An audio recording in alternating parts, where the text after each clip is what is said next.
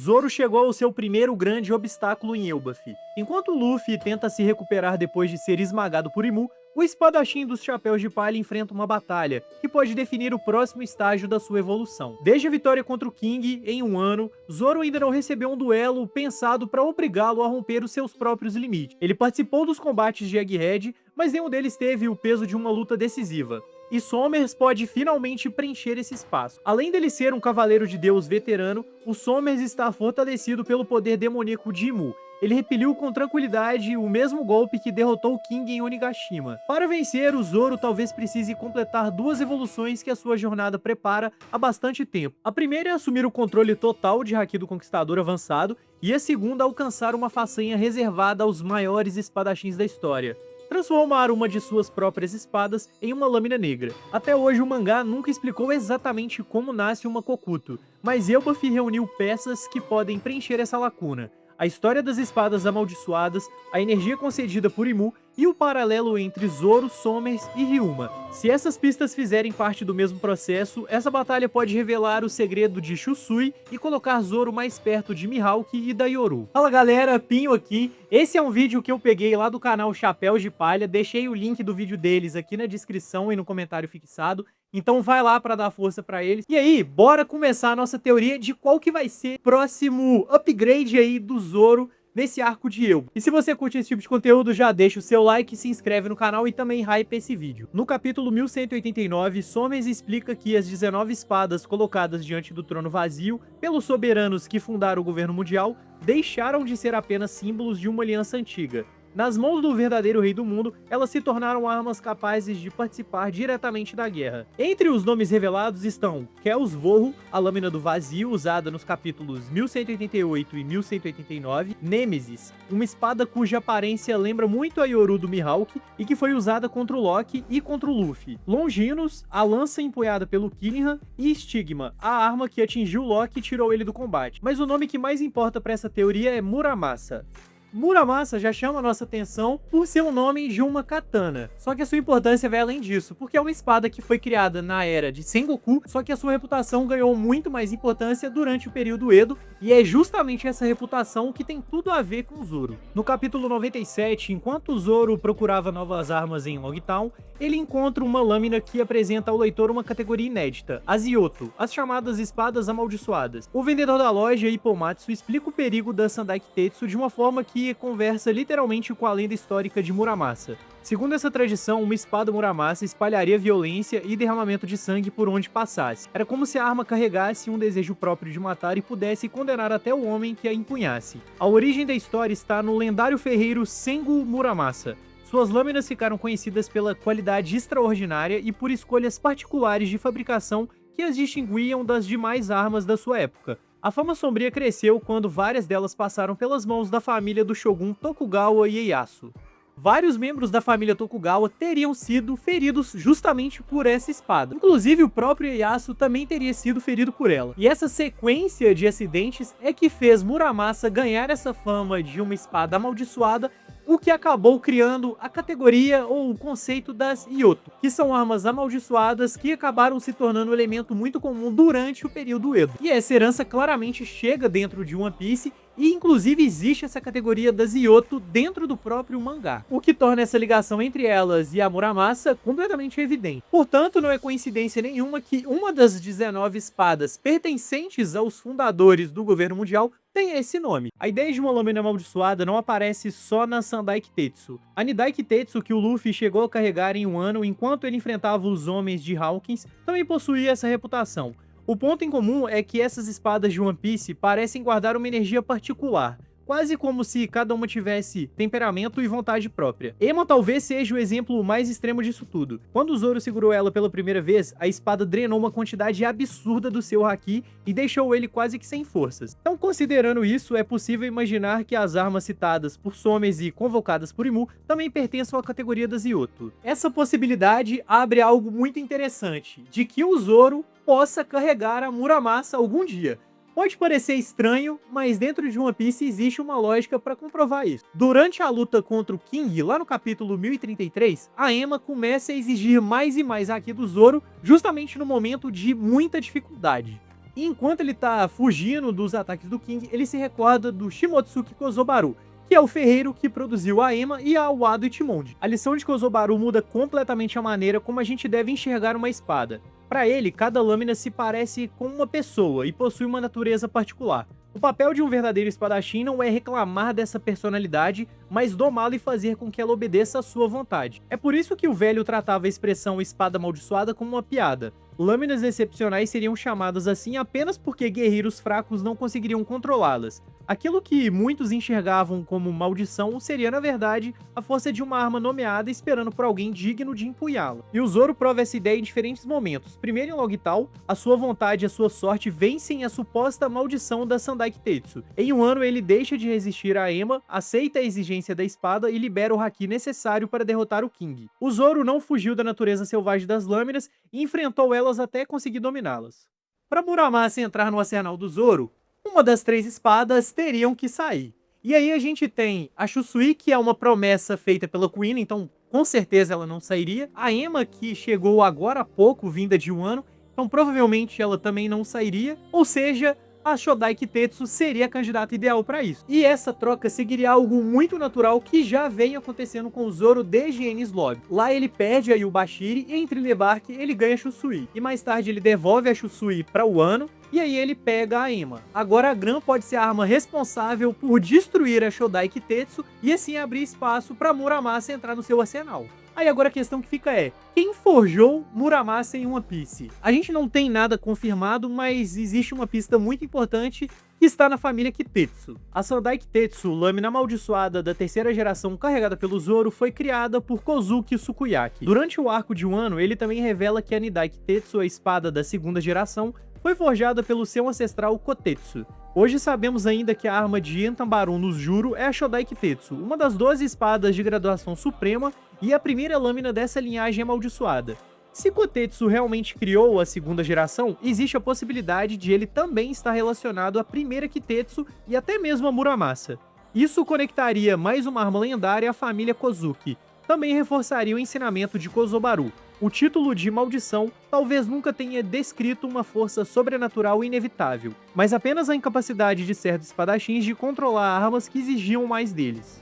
E tem um detalhe linguístico que deixa essa ligação muito mais interessante. O ideograma associado a Yo de Yoto também aparece em Yogai, que são criaturas do folclore japonês. E como o Sabo percebeu de frente ao trono vazio, o inferno parece estar no topo do mundo. Em Egghead, as formas monstruosas dos 5 anciões ampliaram essa associação. Saturno lembrava um Gyuki, nos Juro assumia características de um Bakutsu, e Mars se aproximava de um Itsumade. Todos remetiam a criaturas folclóricas conhecidas por sua aparência assustadora. Na época, ainda não era possível compreender completamente o que sustentava aquelas transformações. Depois, quando Imu retirou os poderes de Saturn, vimos uma aura negra abandonar o seu corpo enquanto ele era destruído. A cena indicou que aquela força não pertencia verdadeiramente ao Gorosei. Ela vinha do soberano que estava acima dele. Para facilitar, essa teoria chama essa energia de Maki. E Maki seria a aura demoníaca concentrada nas mãos de Mu. Ao reler a batalha de Egghead, surge uma possível manifestação anterior desse mesmo poder.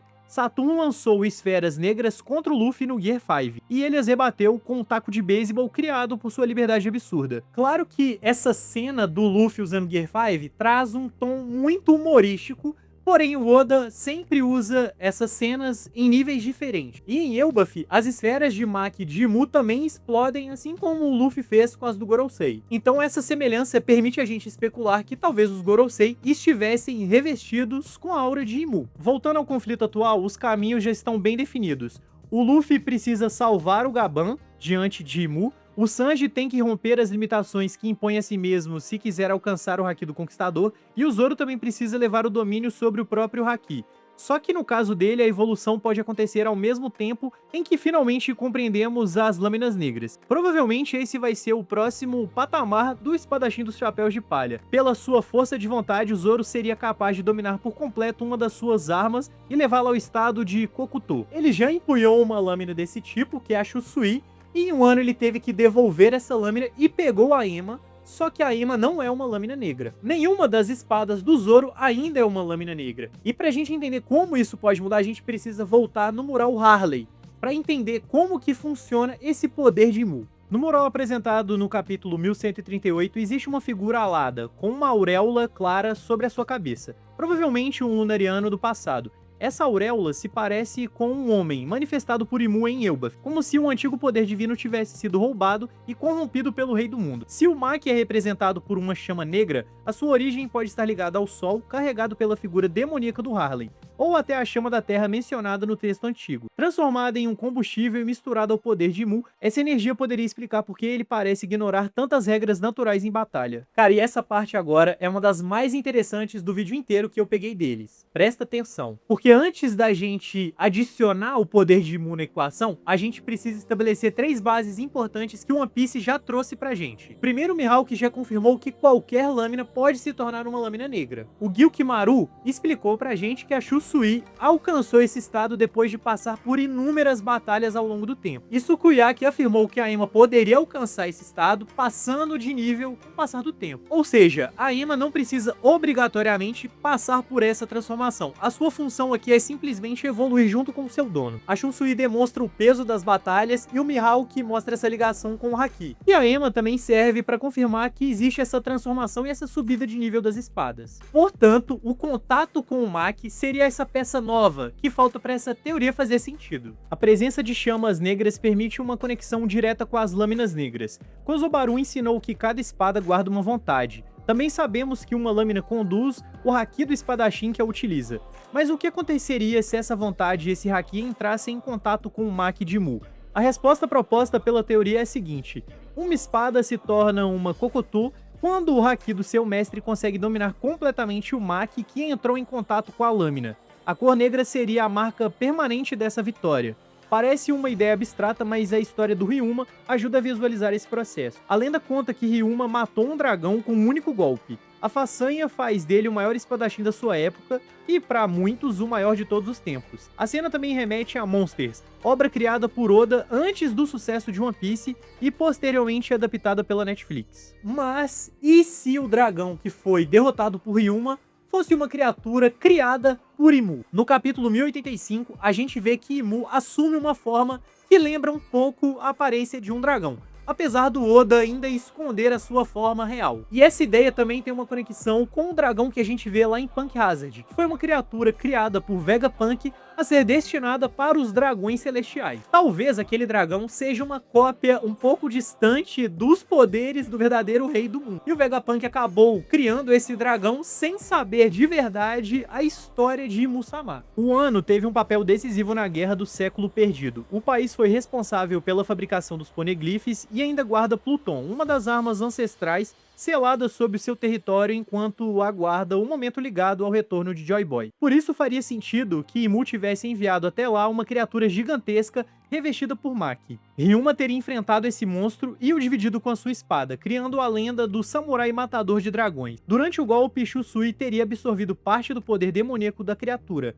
O Haki extraordinário de Ryuma então dominaria aquela energia dentro da lâmina, mudando sua cor de forma permanente. Assim nasce a Shusui exatamente como nos foi representado em Thriller Bark. Não uma lâmina que ficou negra pelo uso constante do Haki, e sim a prova material de que a vontade do Ryuma se sobrepôs ao Maki demoníaco. E essa origem aproxima muito com o que o Zoro está vivendo atualmente no arco de Elbaf. Porque assim como o Ryuma, ele pode derrotar um dragão que tem o Maki ali. E esse dragão seria o Somers, que tem o poder demoníaco emprestado por Imu-sama. E existe uma ironia que fortalece ainda mais esse paralelo. O Somers empunha Gran, nome da espada que na mitologia nórdica foi usada por Sigurd para matar um dragão. Só que em Elbaf, Gran está nas mãos de um dragão celestial e enfrenta justamente o herdeiro narrativo de Ryuma. Do outro lado, Zoro responde com Enou, Santuryu, Ipyaku, Sanjou, Hiryu, Jigoku. O mesmo golpe usado contra o King, cujo nome carrega a imagem de um dragão voador. Oda colocou os dois lados da batalha cercados pelo mesmo símbolo, e ao cortar o Somers, uma das espadas de Zoro entraria em contato direto com essa força. O processo vívido por Ryuma e Shusui séculos atrás poderia então se repetir. A lâmina absorveria o Maki, enquanto o Haki do Conquistador do Zoro o dominaria por completo. Assim seria o nascimento da primeira lâmina negra criada pelo Zoro. Essa evolução não seria só um aumento do nível de poder do Zoro, mas sim uma metáfora perfeita para toda a sua trajetória até aqui. O futuro maior espadachim do mundo transformaria a energia do grupo que domina o planeta em uma marca da sua própria vontade. E esse também seria o primeiro sinal de que o Zoro está preparado para enfrentar o Mihawk e a Yoru. E inclusive até hoje, um dos maiores mistérios que a gente tem é a Yoru. E a gente vendo e entendendo como que o Zoro criou a sua lâmina negra, a gente pode desvendar o mistério dela. Mihawk já entregou a Zoro uma parte essencial desse caminho quando ensinou que qualquer lâmina pode se tornar negra e que até um pequeno dano na espada deveria ser tratado como uma vergonha para um espadachim. Dominar uma arma tão perigosa quanto Muramasa e conduzi-la sem ser consumido por sua vontade mostraria que o Zoro finalmente entrou no mesmo território do homem que impunha Yoru. A resposta completa sobre a lâmina de Mihawk, porém, merece uma teoria própria. Por enquanto, a ideia central é que Elbaf pode unir todos esses mistérios. Muramasa apresenta a história das lâminas amaldiçoadas, Kozobaru ensina que uma espada tem vontade e precisa ser domada. E Mu traz uma energia demoníaca representada pelo negro. Ryuma oferece o precedente de um espadachim que matou um dragão e deixou para o mundo uma Kokoto. E Somers coloca Zoro diante de um novo dragão, dessa vez celestial. Se essas pistas realmente formarem um único processo, Zoro não sairá de Elbaf apenas mais forte, e sim carregando uma lâmina negra criada por suas próprias mãos e estará um passo mais perto do duelo que definirá o maior espadachim do mundo. Agora deixa aqui nos comentários, você acha que a Ema vai ser a primeira lâmina negra do Zoro ou ele vai conseguir a Muramasa? Deixa aqui nos comentários, eu quero saber a sua opinião. E ó, não esquece de deixar o like no vídeo, se inscrever e ativar o sininho. E também vai lá no vídeo dos chapéus de palha pra deixar o like pra eles, que essa teoria veio de lá, beleza? Até o próximo vídeo, tchau, tchau.